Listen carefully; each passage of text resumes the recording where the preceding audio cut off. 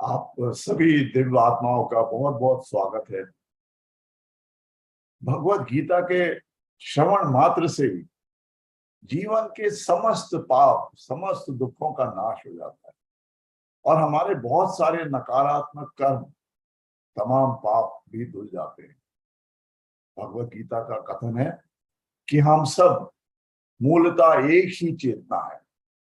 मैं भगवान श्री कृष्ण से प्रार्थना करता हूँ, जो जगत गुरु है, सब सृष्टि के रचयिता है, हम सभी को दिव्य ज्ञान प्रदान करें।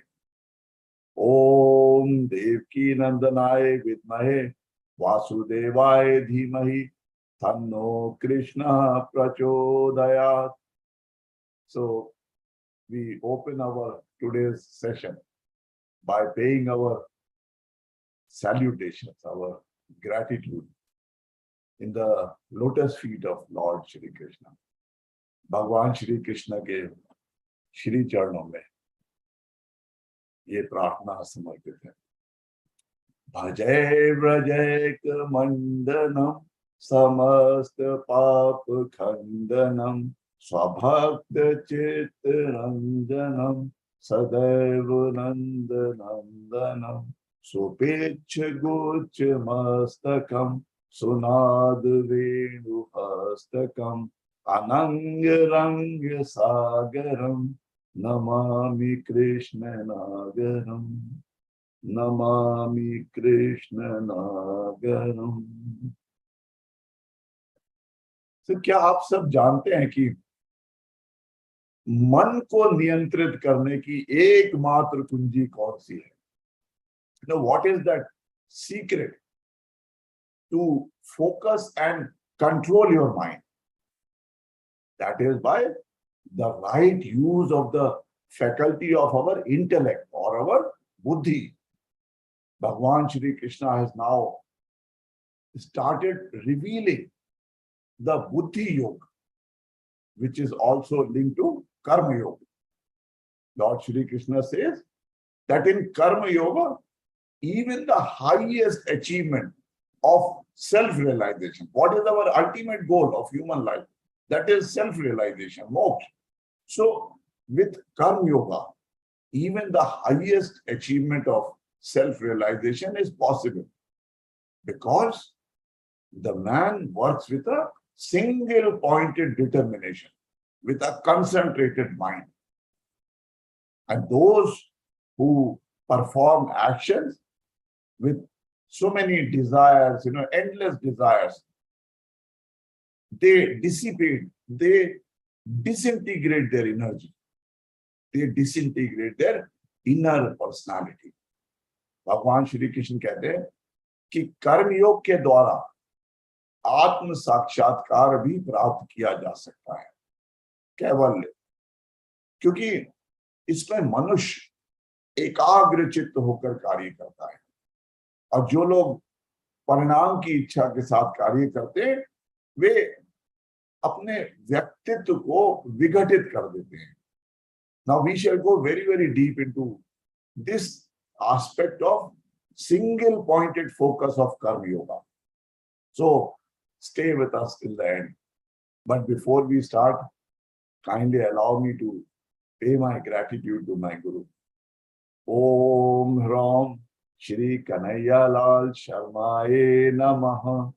Om Shri Guruve Namaha. Bhagwan Shri Krishna says, Vyavasayatmika buddhi eke kurunandanam bhausakahyanantasya buddhyo avyavasayanam. Bhagwan Shri Krishna says, Kurunandan. Kurunandan, the vanshaj of Kuru. Oh Kurunandan, he is talking to Arjuna. He says the buddhi or the intellect of those who are on this path. Which path? Of the path of karma yoga. That means the path of karma yoga, selfless service, nishkam. So their vyavasayatmika That means their buddhi is vyavsayatmika, that is, which is resolute in purpose, and their aim is only one.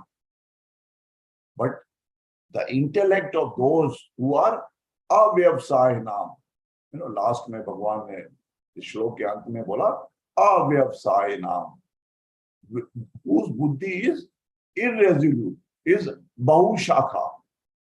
Bahushakha means जिसकी बहुत सारी शाखाएं हैं, which is many branched. They are not able to achieve anything. So Arjun, Kuru महाराज के वंशज हैं, इसलिए भगवान श्री कृष्ण ने कुरुनंदन कह के संबोधित कर रहे हैं। भगवान कहते हैं कि जो इस मार्ग का अनुसरण करते हैं, अर्थात जो कर्मयोग के मार्ग पर चलते हैं, उनकी बुद्धि निश्चयात्मक होती है, व्यवसायत्मिका, और उनका लक्ष्य एक ही होता है। लेकिन जो मनुष्य संकल्पहीन होते हैं, उनकी बुद्धि अनेक शाखाओं में विभक्त हो जाती है। वो, अब आप पूछेंगे निश्चयात्मक बुद्धि कैसी होती है? ऐसी बुद्धि जो एक निष्ठ है, जो आत्मनिष्ठ है, जो आत्मज्ञान निष्ठ है, जो सत्यनिष्ठ है। परंतु अनिश्चित चित्त वाले मनुष्यों की बुद्धियां अनेक शाखाओं वाली होती है। यहां भगवान श्री कृष्ण ने एक शब्द का उपयोग किया है, तो एक एक शब्द जो भगवान श्री कृष्ण ने उपयोग किया, उसके पीछे बड़ा गूढ़ रहस्य है। यहां पर व्यवसायत्मिका बुद्धि, अब वैसे तो इसका अर्थ सब लोगों ने दिया कि वो बुद्धि जो दृढ़ संकल्प लिए हुए है, वो बुद्धि जो निश्चयात्मक है। लेकिन व्यवसायत्मिका बुद्धि का एक अर्थ और भी है। वो बुद्धि जो व्यवसायत्मिका का मतलब व्यवसाय, जो बुद्धि व्यवसाय में उन्नति कराती है। अब व्यवसाय हम क्यों करते हैं? लाभ प्राप्त करने के लिए। सो जो बुद्धि लाभ प्राप्त कराती है, बड़ा सुंदर इसका मीनिंग है। जो लाभ प्राप्त कराने वाली बुद्धि होती है, वो बुद्धि केवल एक ही होती है, एकाग्र बुद्धि। परंतु अव्यवसायी बुद्धि जो होती है, वो तो व्यवसायी बुद्धि तो लाभ कराने वाली है, तो अव्यवसायी बुद्धि कैसी होगी? हानि कराने वाली बुद्धि, जो आपकी हानि कराएगी, जो संकल्प रहित बुद्धि होती है। तो याद रखिए, संकल्प रहित बुद्धि केवल आपकी हानि कराएगी आपके जीवन की। व्यवसायत्मिका बुद्धि का एक अर्थ और भी है, थोड़ा सा गूढ़ इसमें जाएंगे। व्यवसाय में जब हम लाभ की बात करते हैं, तो हम भ्रमित हो सकते हैं। थोड़ा सा ध्यान दीजिएगा, क्योंकि कलयुग में जब हम बोलते हैं लाभ, तो हम लाभ को केवल व्यक्तिगत रूप से देखते हैं उसको, कि मेरा लाभ हो, चाहे इसमें दूसरे व्यक्ति का नुकसान ही क्यों ना हो रहा, मेरा लाभ। ये थोड़ा सा जरा देखिएगा। परंतु हमारी जो सभ्यता है, भारतीय सभ्यता, हम लोग का जितने भी हमारे जो भी पूजा पाठ हम करते हैं, उसमें शुभ लाभ कहा जाता है। आपने सुना होगा, दीपावली पर, पूजन पर, महालक्ष्मी का पूजन हम करते हैं तो शुभ लाभ कहा जाता है। तो शुभ लाभ का अर्थ है वो लाभ जो सभी के लिए शुभ हो, केवल मेरा शुभ ना हो, केवल मेरा लाभ नहीं, जो लाभ सभी के लिए शुभ हो, जिसमें किसी की भी हानि ना छुपी हो।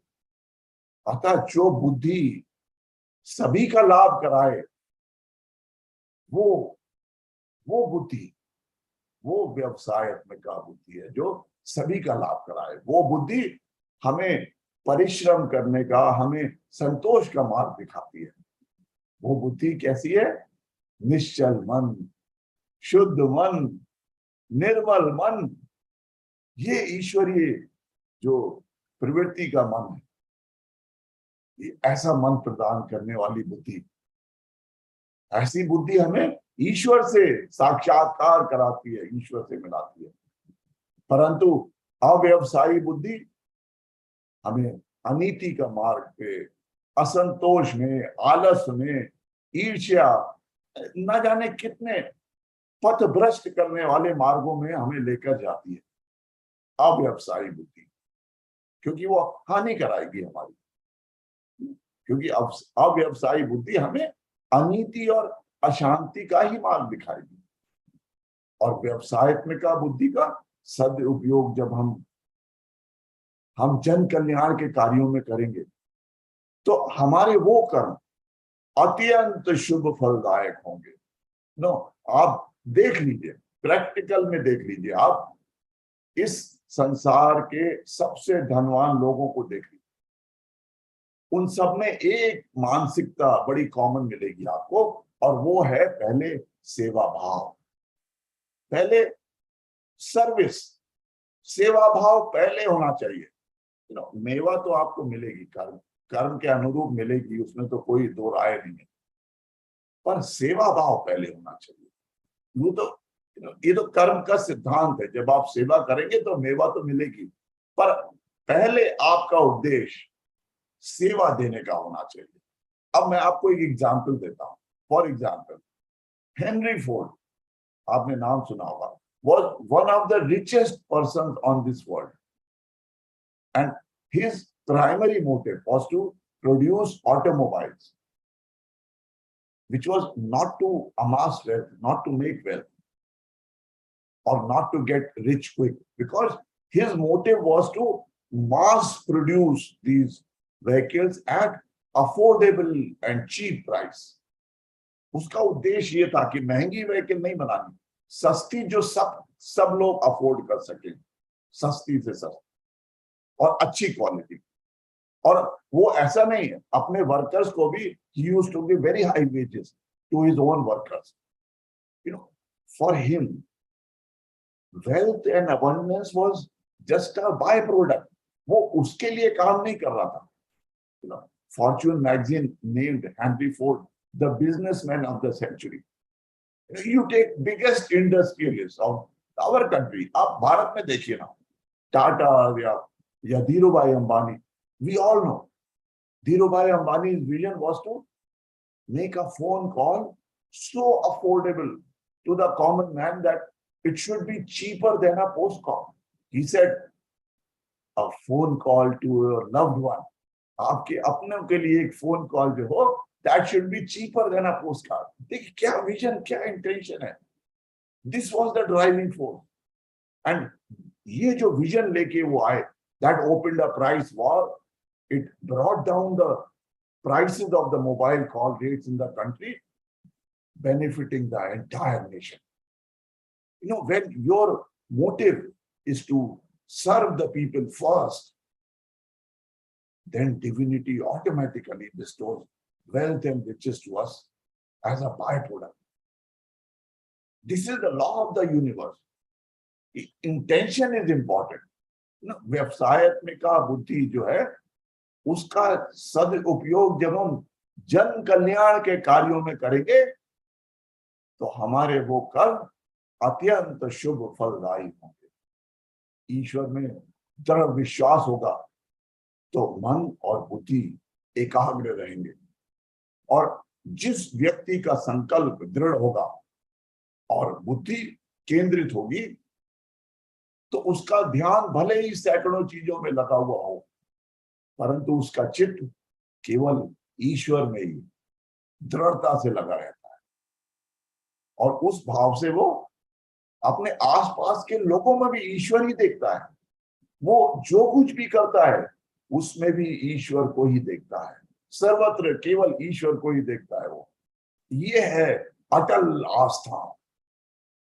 वो अपने कर्मों का फल भगवान को अर्पित करता चलता है। ये है कर्म योग। Faith in God is only one concentrated thought. And for a man who is determined and has a single pointed focus, though he may be engaged in hundreds of things, but deep within his mind, there is only one affirmation, and that is of that ever pervading consciousness. His mind is firmly fixed on God. So much so that he sees God in everything around us. In every person around him, he sees God. That sacredness of relation. जब आप अपने परिवार में अपने अपने spouse को, अपने पति, अपने पत्नी, अपने माता, अपने पिता, अपने बच्चों में वो sacredness of उसमें प्रभु, उसमें ईश्वर का वास देखेंगे, your relationships will be at a different level altogether. This is unshakable faith. And such person, he surrenders to the fruits of his karma to God.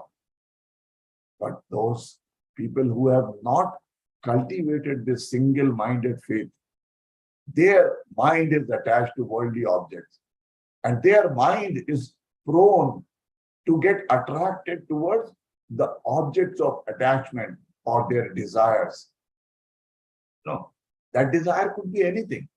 It could be a sensual feeling, or it could be a person, or it could be our attraction to the power, to name and fame, or maybe to our bodily comfort.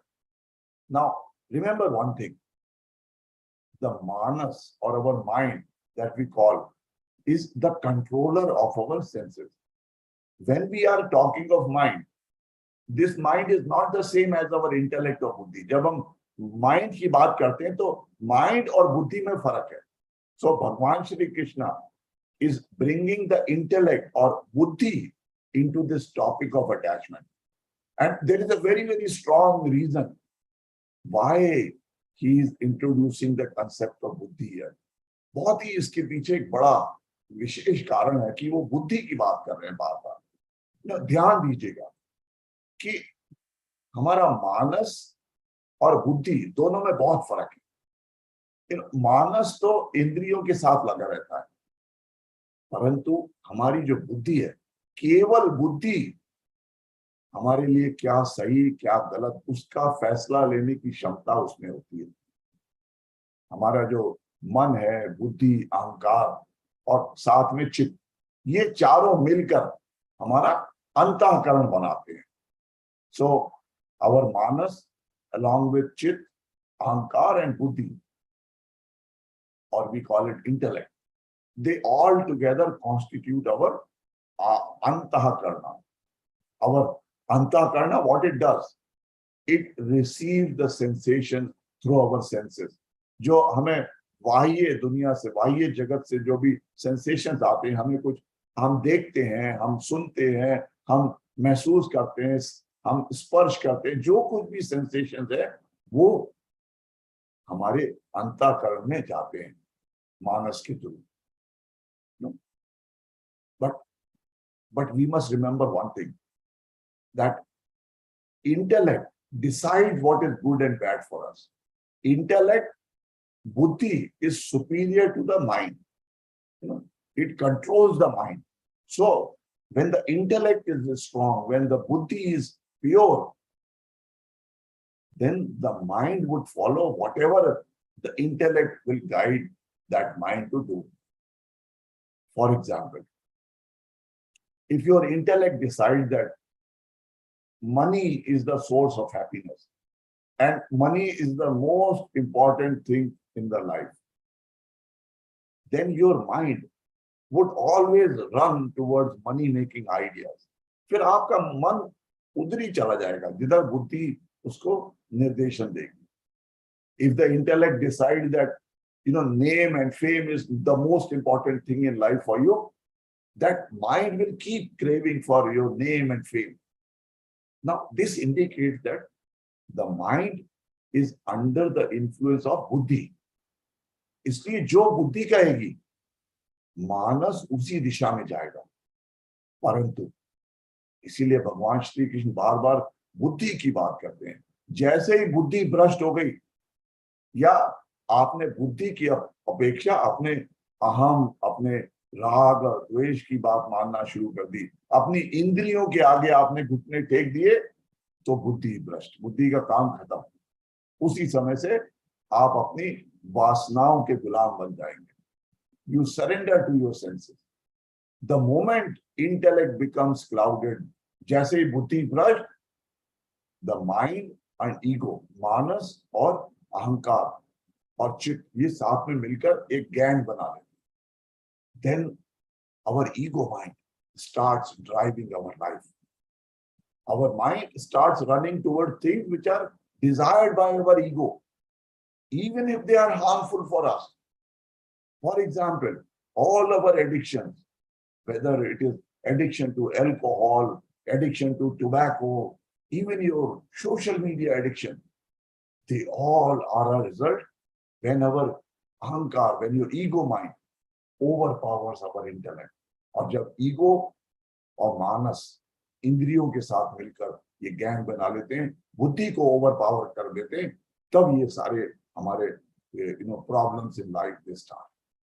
So if you wish to achieve fulfillment, if you wish to achieve success, if you wish to achieve peace in life, you must purify the intellect with true knowledge. Intellect को कैसे purify करेंगे? सत्य, true knowledge से, and then use it to control and guide the mind in the proper direction. So इसको इसीलिए बुद्धि योग कहा है भगवान ने. भगवान Krishna has called this as बुद्धि योग. So buddhi yoga is the art of detaching the mind from the fruits of the action. It is the art of surrendering the results of our karmas to God. When we evolve our intellect, we can cultivate a single-minded focus on the goal. हमारा single-minded focus कब आएगा? जब हमारी बुद्धि strong होगी. जब हम मानस की बात सुनेंगे तो मानस तो हमारा इंद्रियों के साथ जुड़ा हुआ है. हम हमारे आकर्षण, राग, द्वेष और संसार के तमाम आकर्षणों में हमारा ध्यान भटकता रहेगा. तब हमारा we will not be focused on our goal. हम कब फोकस कर सकते हैं? when only our intellect, our buddhi becomes strong. When we are, और बुद्धि कब स्ट्रांग होगी? When we are steadfast in our sadhana, our resolve becomes so strong. जब हम साधना के प्रति इतना दृढ़ निश्चय कर लें that nothing can deter us from our path. But those people whose intellect is clouded, जिनकी बुद्धि भ्रष्ट हो गई, they are unable to control their mind. उनका mind तो इधर उधर भागेगा. Mind is running in various directions. They are unable to develop that focus of mind.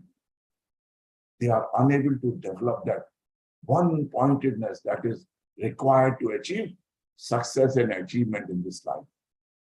So, बुद्धि योग, मन, बुद्धि योग क्या है आखिर में? बुद्धि योग जो है, मन को कर्म फलों से विरक्त रखने का विज्ञान है. बड़ा सिंपल शब्द है. और ये विज्ञान हमारी बुद्धि में एक दृढ़ निश्चय विकसित करता है कि सभी कार्य भगवान के सुख के लिए ही निर्मित है. We surrender the results to God. यदि कोई पुरुष या स्त्री ये संकल्प लेते हैं कि चाहे मेरे मार्ग में लाखों बाधाएं उत्पन्न हो जाएं, चाहे सारा संसार मेरे अगेंस्ट हो जाए, चाहे मुझे अपने जीवन में कुछ भी बलिदान क्यों ना करना पड़े, तब भी मैं अपनी साधना ना छोड़ूंगा या ना छोड़ूंगी. ऐसा साधक, केवल ऐसा साधक ही साधना की उच्च अवस्था को प्राप्त कर सकता है. और उसका संकल्प इतना अधिक दृढ़ हो जाएगा कि जो साधक अपने मार्ग पर, उसको चलने से कोई भी डिगा नहीं सकता. ऐसी स्थिर बुद्धि वाला साधक, ऐसा साधक ही एकाग्रता से अपने लक्ष्य पर ध्यान रखता है. और फिर एक जब बुद्धि एकाग्र हो गई तो निर्बाध गति से, जैसे धनुष से छोड़ा हुआ बाण, अपने मार्ग को तुरंत पार कर लेता है. केवल ऐसा ही साधक जो है वो ईश्वर को पा सकता है, मोक्ष पा सकता है. किंतु वो लोग जिनकी बुद्धि अनेक शाखाओं में विभक्त है, इधर उधर दौड़ रही है, इंद्रियों में, वासनाओं में लिप्त है, उनका मन जो है वो विभिन्न दिशाओं में भटकता रहता है. वो मन की एकाग्रता को विकसित करने में समर्थ नहीं है। और वही चीज जो है ईश्वर को प्राप्त करने के लिए अत्यंत आवश्यक है। Now, how many of you have seen this physics experiment in your school? आपने बहुत लोगों ने किया होगा ये फिजिक्स का एक्सपेरिमेंट कि when you make the rays of sun pass through a convex lens and they converge and focus on a point, and their energy gets so concentrated that it can burn a paper which is kept behind. So उस कागज को या उस वस्तु को भी वो जला देगा। फोकस की ये पावर है। This is the power of one pointed focus.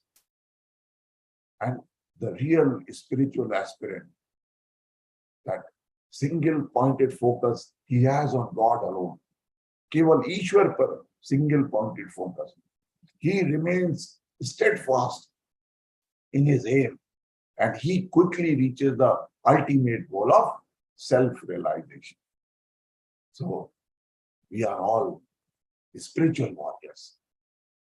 We must constantly keep fighting our inner energies, our inner enemies, हमारे जो आंतरिक शत्रु हैं, हमारे आंतरिक शत्रु of ego gratification, अहंकार भाव, हमारे सेंस अट्रैक्शन, जो भी इंद्रियां वासनाएं जो भी हमारे हैं, आकर्षण तमाम, उनके खिलाफ हमको हमेशा संघर्ष युद्ध करते रहना पड़ेगा. When our intellect, our buddhi becomes pure, then our buddhi is able to start controlling the mind, the manas. And our purified buddhi keeps the mind away from these worldly distractions and from these waves of emotional disturbances. How are these emotional disturbances caused? Only when we get into these worldly distractions, this causes a lot of emotional turmoil. So when we have this purified buddhi, this evolved intellect, that alone can help us cultivate a single-minded focus and that unwavering resolve to achieve all the biggest goals of our life. And it is only then we start rewriting our own destiny. We start creating our new destiny. It is then that we start designing an extraordinary life for ourselves. हम सब एक आध्यात्मिक योद्धा हैं. हमें अपने आंतरिक शत्रुओं से, अपने अहंकार से, अपनी वासनाओं से, अपने इंद्रिय आकर्षणों से लड़ते रहना है. और जब हमारी बुद्धि शुद्ध होती है तो हम अपने ये जो मन है, जो चलायमान मन है, उसको नियंत्रित करने में सक्षम होते हैं. हमारी शुद्ध बुद्धि हमारे मन को सांसारिक आकर्षणों से और हमारी भावात्मक अशांति की लहरों से दूर रखती है. सो ये जो बुद्धि पहले बोला भगवान ने, व्यवसायत्मिक बुद्धि या निश्चयात्मिक बुद्धि, हमारी एकाग्रचित बुद्धि, वही हमारे जीवन में हमारे सबसे बड़े लक्ष्यों को प्राप्त करने में हमारी मदद कर सकती है. और हम अपने भाग्य के स्वयं रचयिता बन जाएंगे. इसलिए यदि आप जीवन में सांसारिक और आध्यात्मिक दोनों क्षेत्रों में सफलता प्राप्त करना चाहते हैं तो आपको सत्य बोध से, शुद्ध आचरण से, भगवत कृपा से अपनी बुद्धि को शुद्ध रखना होगा और इसका उपयोग मन को उचित दिशा में नियंत्रित और निर्देशित करने के लिए करना होगा. तभी आप अपने लिए एक असाधारण जीवन का निर्माण कर सकते हैं. एक अनुकरणीय जीवन की रचना आप कर सकते हैं, जो आपके परिवार, आपके बच्चे, आपके children, they can follow your footsteps. So इसके साथ ही मैं प्रभु से अनुमति चाहता हूं कि इस प्रसंग को यहीं विराम लगाने के लिए और अगले शनिवार पुनः श्री चरणों में भगवत कथा का अमृत पान करने की इच्छा लेकर आपसे विदा लेना चाहूंगा। ओम पूर्णमद पूर्णमिदं पूर्णात् पूर्णमुदच्यते पूर्णस्य पूर्णमादाय पूर्णमेवावशिष्यते। ओम शांति शांति शांति। सर्वारिष्टासु शांतिर्भवतु। ओम नमो भगवते वासुदेवाय। So now I'm ready to take questions if you all have.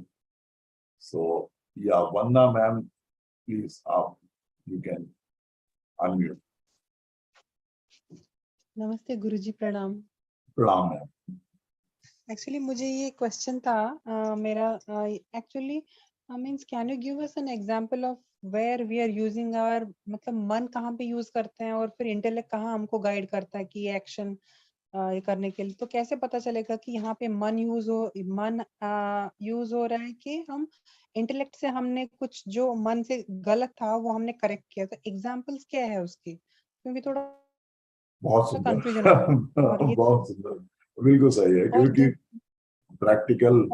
और एक मुझे सर ये क्वेश्चन था कि और हम ऐसा बोलते हैं कभी कभी नहीं हमको दिल की सुननी चाहिए, तो दिल यहाँ हार्ट कहाँ पे आता है? वो माइंड में आता है, इंटेलेक्ट में आता है, कहाँ पे आता है वो? मैं थोड़ा कंफ्यूज यहाँ पे हूँ। जी दोनों बड़े अच्छे बड़े सुंदर प्रश्न है प्रैक्टिकली। सो पहला एग्जांपल जो देता हूं आपको कि बुद्धि और मन कहाँ कहाँ कैसे, प्रैक्टिकल एग्जांपल कैसे यूज होता है। कुछ दिन पहले से हमने अपना वो मेडिकल एग्जामिनेशन कराया। अब उसमें निकला कि भाई आपका हाई ब्लड प्रेशर आ गया। तो डॉक्टर ने कहा जो कि भाई आपका थोड़ा हाई बीपी है और आपको थोड़ा डेली अपना लाइफस्टाइल बदलना है। 1 घंटा आप डेली वॉकिंग करेंगे तो आपका बीपी ब्लड प्रेशर जो है वो कंट्रोल में रहेगा। और आपको थोड़ा खान पान में अपना थोड़ा परहेज रखना है, तली भुनी चीजें कम खानी है या ज्यादा उस तरह का खाना गरिष्ठ नहीं खाना, सादा भोजन। अब मैंने सोचा हाँ ठीक है, कल से मैं जरूर वॉकिंग पे जाऊंगा। सुबह सुबह का अलार्म लगा लिया 5 बजे का कि कल से वॉकिंग जाना है ना। बुद्धि कह रही है कि डॉक्टर ने बोला है तुम्हारे लिए ये सही है, you should go for walking daily. एक दिन बड़े उसमें खुशी से उठा चला गया, दूसरे दिन भी किसी तरह चला गया, तीसरा दिन हुआ तो थोड़ा मन किया यार नहीं आज थोड़ा आलस में हूं, आज रहने देते कल जाएंगे। सो वो मन हमें आलस, हमारे को हमारी इंद्रियां सुख की वजह से हमको उसने खींच लिया, जबकि हमारा बुद्धि कह रही थी कि नहीं ये इसमें छोड़ो नहीं, क्योंकि ये तुम्हें हार्म करेगा। अगर तुमने टहलना नहीं छोड़ा, अगर नहीं टहले आप तो उससे आपको नुकसान होगा। इसलिए आपको अगर फायदा, आपको अपना स्वास्थ्य बना के रखना है तो टहलने डेली जाना पड़ेगा।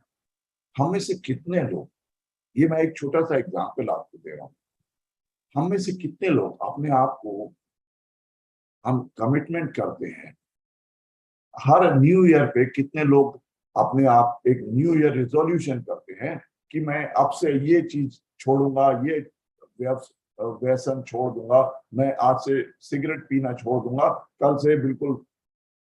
बुद्धि उसकी कह रही है कि हाँ ये छोड़ दोगे तो अच्छा हो, लेकिन नहीं छोड़ पा रहे क्योंकि हमारा आकर्षण उसकी तरफ, हमारे जो इंद्रियां हैं वो चाहती हैं। अब मेरे को रसगुल्ला खाने का बड़ा शौक, तो डॉक्टर ने तो बोला नहीं आप बिल्कुल मत खाना ये सब चीजें, तली भुनी चीजें नहीं खाना। पर जब पूरी सामने आई, कचौड़ी सामने आ गई, तो जो जो जिव्या का जो स्वाद उसमें मैं अपने आप को रोक नहीं पाया। मानस इंद्रियों के वशीभूत होके मैंने वो फिर खा ली, और एक खाई तो दूसरी फिर खाने की इच्छा हुई, और खा ली और खा ली। बाद में तकलीफ हुई, वो अलग बात है, पर उस टाइम में अपने आप को मैं नहीं रोक पाया। बुद्धि की नहीं सुनी मैंने, मानस की, इंद्रियों की सुनी। हर समय हमारे जीवन में हर घड़ी तमाम इस तरह की आप एग्जाम्पल्स ले सकते हैं जहां पर हम मानस की, जब नहीं मानस की सुनते हैं, इंद्रियों की सुनते हैं, इंद्रिय सुख की सुनते हैं, आलस की सुनते हैं, बुद्धि की नहीं सुनते, वहां पर सारी समस्याएं हमारे जीवन की वहीं से शुरू हो जाती। तो ये तो वह, ये तमाम एग्जाम्पल्स आपको मिलेंगे। हाँ, दूसरा चीज आपने पूछा था, क्या पूछा था मैडम? वो हम बोलते हैं ना ऐसे, ये गुरुजी की दिल की सुननी चाहिए, तो दिल कहाँ पे आता है ये सब? अच्छा, मैं मीन्स माइंड, ईगो, वो दिल, हार्ट कहाँ पे आता है? बड़ा अच्छा चीज है। कहीं कहीं पे हमारा जो, दो हमारे कहीं अंदर विचारधाराएं चलती। एक है हमारा लॉजिकल माइंड, और लॉजिकल माइंड से हम चलते हैं कि हम, ये सही है और ये गलत है। तो वो लॉजिक हमारे दिमाग में कुछ लेके चलता है, वो डिसाइड करता है कि ये सही और गलत जो है वो पर्टिकुलर हमारी एक एक हमारी जो अंडरस्टैंडिंग है, हमारी जो लेवल ऑफ कॉन्शियसनेस है, उसके बेस पर डिसाइड करता है कि ये सही, ये गलत। वो सही गलत हमारा डिफरेंट हो सकता है, आपका अलग हो सकता है। मेरे लिए क्या सही है वो हो सकता है आपके लिए गलत हो, पर सबका अलग अलग है। तो जब हम लॉजिकल माइंड से चलते हैं, और उस टाइम पे क्या होता है, जैसे हम परिवार में भी आपस में अ, हमारे बहुत सारे विवाद, वाद विवाद जो है, झगड़े, कलह, क्लेश, सब इसी पे होता है कि ये मैं जो बोल रहा हूँ वो सही है। ये लॉजिकल माइंड मेरा, वो जो मेरी पत्नी बोलेगी नहीं ये सही है, तो मेरा सही सही, उसका सही सही नहीं है, तो हम दोनों के बीच में झगड़ा होगा। हाँ, सारे विवाद की जड़ यहीं पर है। अगर हम यहाँ पर हृदय से कंपैशन, एक, हम जब सोच पाए कि दूसरा वो क्यों कहना चाह रहा है, क्या हम उसकी बात को मानकर अपने हृदय से उसका, उसकी जो इच्छाएं हैं उसको हम पूरा करने के लिए क्या कुछ सेक्रीफाइस मैं कर सकता हूँ क्या, जिससे कि कोई बहुत ज्यादा वो भी ना हो और उसकी इच्छा भी पूरी। हम जब कंपैशन से काम लेना शुरू करते हैं, तमाम सामने कोई हम रास्ते में जा रहे हैं, कोई भूखा पड़ा हुआ है, ठिठुर, कोई सर्दी में ठिठुर रहा है, तो हम लॉजिकल माइंड से हम सीधे चले जा सकते हैं। कभी हृदय की बात, हृदय जो है कंपैशन, ये जो ब्रह्मांड में, सृष्टि में कंपैशन, अनकंडीशनल लव, इस सबको एक बहुत बड़ा सृष्टि में एक बहुत पावरफुल ये चीज है।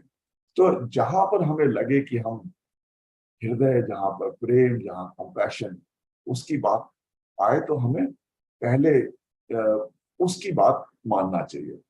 एक एक मेरे को एक बड़ी अच्छी सी लाइन याद आ रही है। एक बड़े वेस्टर्न फिलोसफर रहे, वेन डायर, और उन्होंने एक बड़ी अच्छी बात कही थी कि when you have to choose between right and love, always choose love।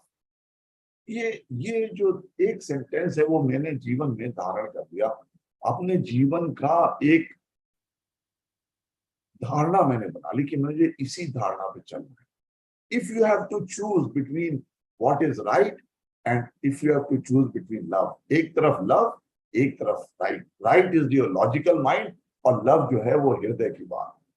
अगर दोनों के बीच में आपको चूज करना है, जहां संवेदना, जहां कंपैशन की बात अगर आती है, तो आप उसको चुनें, आपका डिसीजन हमेशा सही होगा। ये मैं थोड़ा सा बताना चाहता। ऐसा नहीं, हृदय, हृदय का मतलब ये नहीं कि हम वो डिसीजन किसी इंद्रियों के वशीभूत लेके करें जिससे हमें नुकसान हो जाए, वो नहीं, उसकी बात नहीं हो रही है। ये आपका मस्तिष्क, आपका दिमाग ये निर्णय भी ले सकता है कि ये मैं इंद्रियों के वशीभूत होकर कर रहा हूं, ये मान के कि ये मेरा हृदय कह रहा है। नहीं, वो थोड़ा सा आप ध्यान रखिएगा। जब मैं किसी के प्रति प्रेम वश, किसी के लिए कंपैशन वश कोई अपना अपने आप को सैक्रिफाइस अपना करके, अपना मन सैक्रिफाइस करके उसकी खुशी के लिए कोई काम कर रहा हूं, इंद्रियों के वशीभूत होके नहीं, तब वो डिसीजन जो है वो हमारा हार्ट का डिसीजन, वो हमेशा अच्छा होगा, वो हमेशा सत्य होगा। तो उसका आपको कार्मिक जो फल होगा वो उत्तम फल मिलेगा। गुरुजी, तो मुझे आई होप एक और ये यहाँ पे ये गुरुजी, यहाँ पे मुझे पूछना था कि आपने अच्छे से समझाया, तो मुझे अच्छे से समझ आ रहा है अभी। एक खाली मुझे डाउट था कि जहाँ पे अभी आपने बोला ना कि हमारे हार्ट में वो compassion, we should have that compassion. Suppose हमको मन से ये लग रहा है कि out of love we are doing this thing, तो we should give importance to that. तो जो हम भक्ति करते हैं, तो क्या वो फिर बुद्धि से means it will be different from the intellect, no? So it is more towards the heart then compassion, जो हमारी ये जो भक्ति का जो है। मैं आपको बताता हूँ कि वो मैं थोड़ी सी भक्ति अभी भक्ति से आप भक्ति से ईश्वर क्या करता है, वो हार्ट और अलग अलग नहीं है। हार्ट ना, मैंने आपको जो बताया ना, लॉजिकल माइंड में अहंकार इन्वॉल्व है। जो हम बोलते हैं ना कि नहीं, मैं जो बोल रहा हूं वो सही है, उसमें अहंकार भाव इन्वॉल्व है। इसलिए वो इतना सक्षम नहीं, इसलिए मैं उसका साथ नहीं दे रहा हूं। तो इसका मतलब ये नहीं, बुद्धि जब हमारी बुद्धि प्योर होगी, और प्योर कब होगी, जब हम ईश्वर के साथ में कनेक्टेड होंगे, तब हमारी बुद्धि प्योर होगी। ईश्वर की कृपा से हमारी बुद्धि प्योरिटी में जाती जाएगी, निर्मल मन, शुद्ध मन। तो जब बुद्धि प्योर होगी, तो मैं आपको बताऊं, बुद्धि का संबंध जो है हमारे चेतना के लेवल से है, हमारी लेवल ऑफ कॉन्शियसनेस। एक क्रिमिनल की बुद्धि उसकी चेतना के अनुसार होगी। तो आपने अगर उस क्रिमिनल को गाली दी, तो उसकी बुद्धि क्या कहेगी, उसके लिए क्या सही होगा कि वो इमीडिएटली पिस्टल निकालेगा, रिवॉल्वर निकालेगा और आपको शूट कर देगा। उसकी बुद्धि ये मान के चलेगी कि ये सही है, उसके लिए वो सही होगा, क्योंकि उसकी चेतना का स्तर उतना ही है। अगर वही गाली आप जैसे भगवान बुद्ध जैसे व्यक्ति को जाके दें, लोग देते आए, लोगों ने दी, तो भगवान बुद्ध के ऊपर में कोई असर नहीं पड़ेगा। उनकी बुद्धि का स्तर, उनकी चेतना का स्तर ये है कि इससे मेरे को कोई फर्क नहीं पड़ रहा, क्योंकि वो उनका अहंकार भाव मिट चुका है, उसके ऊपर में उनको तकलीफ नहीं होगी। ये जो बुद्धि दोनों सबके पास में बुद्धि है, आपके पास, मेरे पास, हर एक के पास, हर एक का चेतना स्तर अलग अलग है। तो हमारा जो राइट एंड रॉन्ग है वो अलग अलग है सबके हिसाब से, अपने अहंकार भाव के हिसाब से और हमारे लेवल ऑफ कॉन्शियसनेस के हिसाब से। जब हम इस बुद्धि को प्योर करते जाते हैं, जब हम इस पे से असत्य का आवरण हटाते जाते हैं, जब हम अहंकार भाव कम होता जाएगा हमारा, बुद्धि हमारी जब ईश्वर के साथ जुड़ने लगेगी, तो वो प्योर होने लगेगी। तब जब हम वो बुद्धि से उस प्योरिटी ऑफ इंटेलेक्ट से जब हम कोई डिसीजन लेंगे, वो रियली एक सत्य डिसीजन होगा, वो एक अच्छा डिसीजन होगा। और वो डिसीजन और उस टाइम पे जो हमारे हार्ट का डिसीजन होगा, तो हो सकता है दोनों एक ही हो, क्योंकि हम बिल्कुल सत्य उस लेवल ऑफ कॉन्शियसनेस से जो डिसीजन ले रहे हैं, तो चाहे वो लॉजिकल हो, चाहे वो हार्ट का हो, वो दोनों एक ही हो। तब आपकी बुद्धि भी यही बोलेगा कि प्रेम करना है, तब आपका हार्ट भी यही बोलेगा। उस टाइम पे जो आपका, तब ईगो कॉन्शियसनेस नहीं होगी, तब बुद्धि प्योर हो जाएगी। तो ये फर्क है। तो गुरुजी, जब हमारा मींस जब हम पूरे हमारा जो इंटेलेक्ट है, जब हम पूरे डिवोशन में जाते हैं, मींस व्हेन वी आर, हमारी जब प्योर हो जाती है इंटेलेक्ट, जब हमारा प्योर हो जाता है, तो हम पूरे क्लोज होते हैं भगवान के। Yes. तो तब हमारा हार्ट में भी कंपैशन हो जाता है। Then Right. so it fills our heart with love for everybody. तो ऐसा है क्या? Absolutely. दोनों चीजें एक साथ चल रही है. बहुत बहुत सुंदर. अच्छा. आपको बहुत अच्छा पकड़ा. थैंक यू गुरुजी, थैंक यू. हरे बहुत कृष्णा सुंदर. गुरुजी, दंडवत प्रणाम. प्रणाम. जी. मनीष जी प्रणाम. प्रणाम गुरुजी. प्रणाम. अभी जो आपने मतलब मन के बारे में बताया कि एक बड़ा अच्छा एग्जांपल दिया कि मन किस तरीके से हमको हर समय जो धोखा देता है और जो भी हम अच्छा करने की संकल्प लेते हैं उसको नहीं करने देता. तो मेरा ये प्रश्न था कि हम लोग किस तरीके से अपनी संकल्प शक्ति जो है उसको जो है वो बढ़ाएं, क्योंकि हर किसी के साथ ये होता है कि हम अच्छा काम करना चाहते हैं लेकिन धीरे धीरे उसकी मतलब आदत भी बन जाती है, लेकिन फिर अचानक कुछ ही दिनों में फिर से मन जो है वो अपनी पुरानी आदतों में आ जाता है. मैंने कहीं पे पढ़ा था कि जब तक मतलब संस्कार नहीं बनता है किसी चीज का, तब तक हम किसी चीज को मतलब कंटिन्यू नहीं कर पाते. तो हम किस तरीके से अपनी संकल्प शक्ति को बढ़ाएं कि जो हमारे अच्छे कर्म है वो संस्कार बन जाए हमारे. बिल्कुल सही बोला आपने मनीष जी. बहुत बहुत आप पे भी ईश्वर की विशेष कृपा है. संस्कार बनाने के लिए हमें लगातार निरंतर उसको प्रैक्टिस करना पड़ेगा. ये महर्षि पतंजलि ने भी बार बार कहा. हर उसके पीछे हमें चाहे वो साधना कह लीजिए, ध्यान कह लीजिए, कुछ भी कह लीजिए, ईश्वर के प्रति हमारी जो अटैचमेंट है, कनेक्शन टुवर्ड्स डिविनिटी है, जैसे जैसे हमारा बढ़ता जाएगा, मतलब जो भी एक बड़ा सिंपल सा स्ट्रक्चर है कि एक तरफ आपका जो अहंकार भाव है जिसके साथ में तमाम नेगेटिव फीलिंग्स जनरेट हो सकती हैं. आपका anger, your hatred, your jealousy, सारी वो सब अहंकार भाव से उत्पन्न होती है. और उसके बिल्कुल ऑपोजिट एक लेवल ऑफ कॉन्शियसनेस है जो बिल्कुल ईश्वरीय लेवल ऑफ कॉन्शियसनेस, जहां पर कोई अहंकार नहीं, केवल compassion and love and everything. वो ईश्वरीय क्वालिटीज है, ईश्वरीय गुण है. तो आपका ईश्वर से कब होगा, आपका ईश्वर से तारतम्य कब बढ़ेगा? जब आपकी खुद की क्वालिटीज, जब आपका आंतरिक चरित्र या आपका जो भी सोच वो ईश्वरीय सोच से मैच होने लगेगा धीरे धीरे.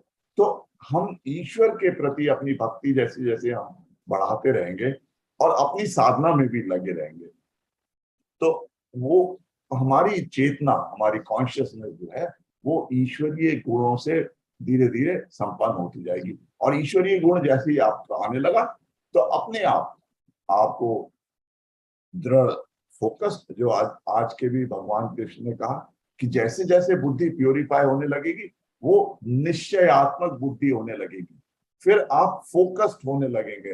अभी तो हमारा दिमाग, दिल इधर उधर भागता है, तमाम विषय वासनाओं में भाग रहा है, क्योंकि हमारी बुद्धि अभी उतनी कंट्रोल नहीं कर पा रही है, उतनी स्ट्रांग नहीं है कि हमारे मन को नियंत्रण में रखे.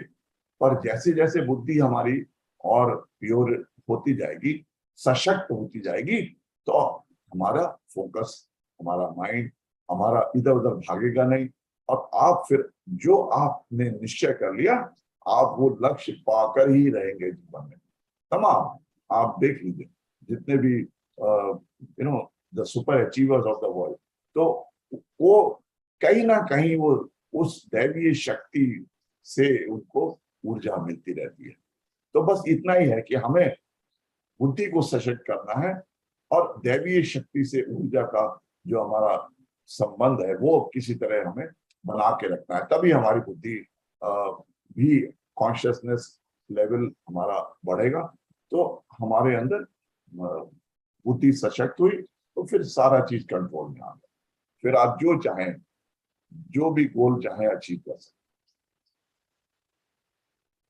जी धन्यवाद. धन्यवाद गुरु जी. धन्यवाद. प्रणाम. So, thank you.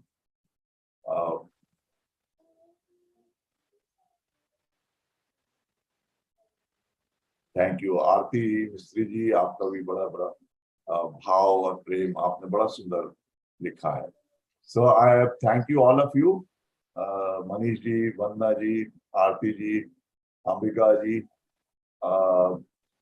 Aryan ji, Banani ma'am, thank you so much, Pratima ma'am, Ruchika ji, all of you divine souls, thank you all of you. So with this I take leave.